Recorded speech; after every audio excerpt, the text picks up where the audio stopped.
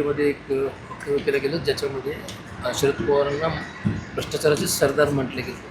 तुम्ही एकंदरीत जरी अजित पवार गटात असलं तरी तुमची भूमिका काय आहे? नाही, त्याच्यामध्ये खरं पाहिलं तर या देशाचे गृहमंत्री आदरणीय अमित शहा सरांनी पुण्यामध्ये येऊन जे वक्तव्य केलं ते बोलणं योग्य वाटत नाही.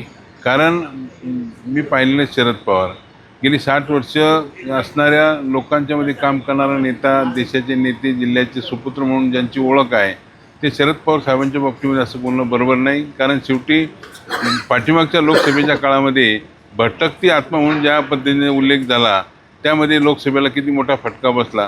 त्याच माध्यमातून जर भ्रष्टाचारी सरदार म्हणून त्या ठिकाणी जर असं म्हणत असेल तर या सर्व गोष्टीला कुठंतरी त्या ठिकाणी त्यांनी आत्मचिंतन करावं असं या ठिकाणी माझ्यासारखं वाटतं. काही दिवसांपूर्वी मोदी त्यांना गुरुसुद्धा म्हटले होते आणि तुम्ही आता म्हणतात की लोकसभेला फटका बसलाय.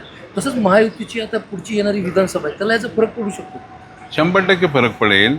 जर समजा त्यांनी त्यांच्यामध्ये सुधारणा केली नाही त्याच्यामध्ये फटका बसेल असं या ठिकाणी खात्रीशीर सांगणारे सुद्धा जनता खूप आहे. त्यामुळं माझ्यासारखा कार्यकर्ता स्पष्टपणे बोलतो, त्याचं काही वावगं वाटून घेण्याचं काही कारण नाही. एवढंच या ठिकाणी मला सांगायचं आहे.